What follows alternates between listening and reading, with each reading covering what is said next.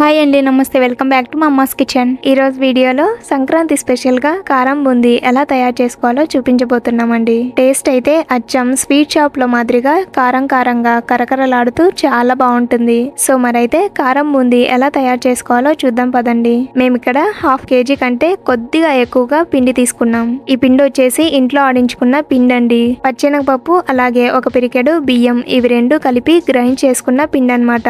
So ఇలా ఇంట్లో ఆడించుకున్న పిండి కానీ లేదంటే షాప్స్ లో దొరికే శనగపిండి కానీ తీసుకోండి. ఇప్పుడు ఇందులో 1/2 టేబుల్ స్పూన్ దాకా ఉప్పు వేసుకోవాలి. ఇప్పుడు కొద్ది కొద్దిగా నీళ్లు పోసుకుంటూ ఉండలు లేకుండా విస్కర్ తో బాగా కలుపుకోవాలి. ఇలా కలుపుకున్న తర్వాత ఇందులో 1/2 టేబుల్ స్పూన్ దాకా పసుపు వేసుకొని మళ్ళీ ఒకసారి బాగా కలుపుకోవాలి. ఎక్కడ ఉండలు లేకుండా ఇలా కలుపుకోవాలండి. ఈ పిండి కన్సిస్టెన్సీ అనేది మరీ లూజ్ గా ఉండకూడదు, అలా అని మరీ థిక్గా కూడా ఉండకూడదు. చిల్లుల గరిటెలో వేసుకున్నప్పుడు పిండి ఈజీగా కిందకి జారేలాగా ఈ మాదిరిగా కలుపుకొని పక్కన పెట్టుకోవాలి. ఇప్పుడు బూందీ చేసుకోవడానికి బయట షాప్స్ లో బూందీ మేకర్ అని దొరుకుతుందండి. సో అది ఉంటే అది కానీ, లేదంటే మన ఇంట్లో చిల్లుల గరిటెనో స్టైనరో ఏదో ఒకటి ఉంటుంది కదా, సో వీటితో అయినా బూందీని చాలా ఈజీగా ప్రిపేర్ చేసుకోవచ్చు.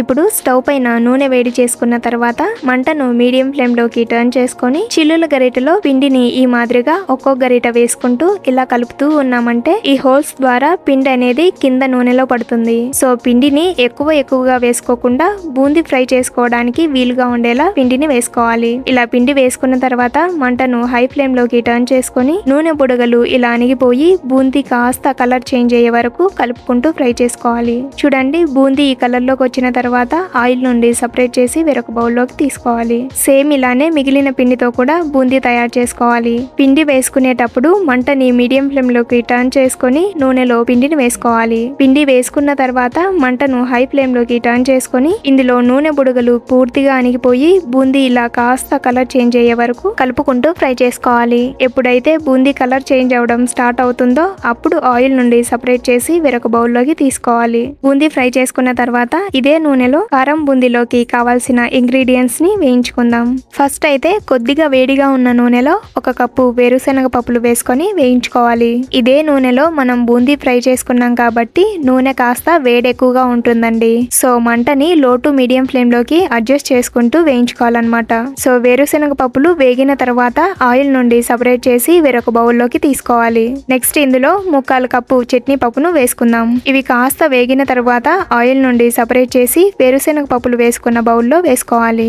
అలాగే ఒక 10 వరకు ఎండుమిరపకాయల్ని ఇలా తుంచుకొని ఇందులో వేసుకోవాలి. ఎండుమిరపకాయలు చక్కగా వేగి ఇలా కలర్ చేంజ్ అయిన తర్వాత ఆయిల్ నుండి సపరేట్ చేసి బౌల్లోకి తీసుకోవాలి. నెక్స్ట్ 2 తెల్లగడ్డల్ని ఇలా కచ్చా పచ్చగా దంచుకొని ఇందులో వేసుకోవాలి. వెల్లుల్లిపాయలు కూడా ఇలా వేగిన తర్వాత ఆయిల్ నుండి సపరేట్ చేసి బౌల్లోకి తీసుకోవాలి.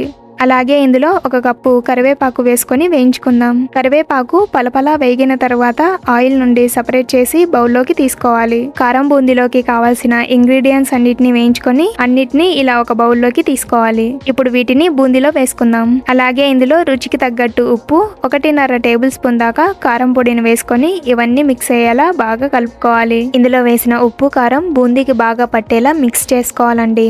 ఉప్పు కారం బూందీకి చక్కగా కలిస్తేనే బూందీ టేస్ట్ బాగుంటుంది. సో అంతేనండి, చూసారు కదా, కారం బూందీ రెడీ అయిపోయింది. స్వీట్ షాప్ లో మాదిరిగా కారం కారంగా కరకరలాడుతూ ఇలా ఇంట్లోనే చాలా ఈజీగా కారం బూందీని ప్రిపేర్ చేసుకోవచ్చండి.